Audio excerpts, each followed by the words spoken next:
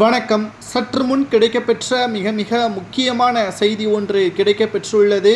முதல்வர் ஸ்டாலின் பதவி பறிபோவது உறுதிதான். 2026 சட்டமன்ற தேர்தலில் ஸ்டாலின் ஆட்சி நிச்சயமாக கலைக்கப்படும். கடந்த 4 ஆண்டுகளாக தமிழகத்தில் நடக்கக்கூடிய சட்ட ஒழுங்கு மிக மோசமாக இருப்பதாகவும், காவல்துறையை கண்காணிப்பில் வைக்க முடியாமல் தற்பொழுது குற்றவாளிகள் திமுகவை சார்ந்தவர்கள் என்பதால் அவர்களை காவல்துறை அதிகாரிகளால் எதுவும் செய்ய முடியாத சூழலும் தமிழகத்தில் இருப்பதாக பல்வேறு குற்றச்சாட்டுகளும் தொடர்ச்சியாக முன்வைக்கப்பட்டு வருகிறது.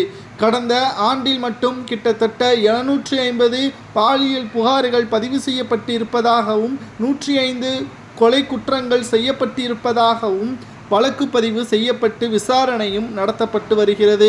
இதற்கு முழுமையான ஆதாரங்களை நீதிமன்றத்திடம் சமர்ப்பித்த பிறகும் கூட ஏன் குற்றவாளிகளுக்கு உரிய தண்டனை வழங்காமல் ஜாமீனில் வெளிவருவதும், நீதிமன்ற காவல் நீட்டிக்கப்படுவதும் என்ற ஒட்டுமொத்தமாக திமுகவின் செயலால் மட்டும்தான் குற்றவாளிகள் தப்பித்து கொண்டிருப்பதாகவும் தற்பொழுது புகார்களையும் எதிர்க்கட்சியினர்கள் முன்வைத்து வருகிறார்கள்.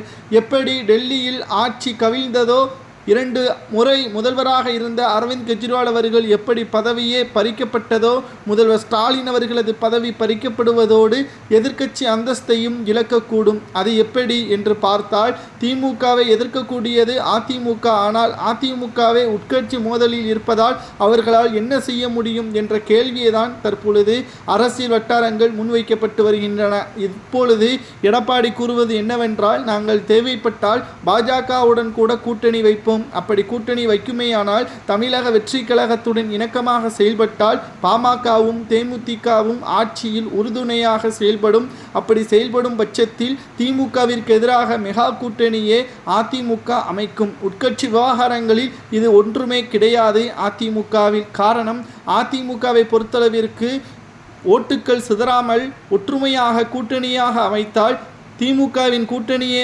வாக்குகளை விட அதிமுகவின் கூட்டணி வாக்குகள் அதிக அளவில் இருந்தால் நிச்சயம் பெரும்பான்மையை நிரூபிக்கக்கூடிய வகையில் அதிமுக வெற்றியே தழுவும். இதனால் எதிர்க்கட்சி அந்தஸ்தை கூட திமுக இழக்க நேரிடும். முதல்வர் ஸ்டாலின் அவர்கள் பதவியையும் விலகிவிடுவார். இதனால் தமிழகத்தில் முழுமையாக திமுகவினர்கள் ஓரம் கட்டப்பட்டால் அடுத்தடுத்த குற்ற செயல்களில் ஈடுபடக்கூடிய திமுகவினர்களும் சிறையில் அடைக்கப்பட்டு அவர்களுக்கு தகுந்த தண்டனையும் வழங்கப்படும் என்பதுதான் தற்பொழுது தெள்ள தெளிவாக வெளியாகி இருக்கிறது. சரி, உங்களது கருத்துக்களை கூறுங்கள். அதிமுக பாஜகவுடன் கூட்டணி வைப்பது சரியா தவறா என்பதை கூறுங்கள்.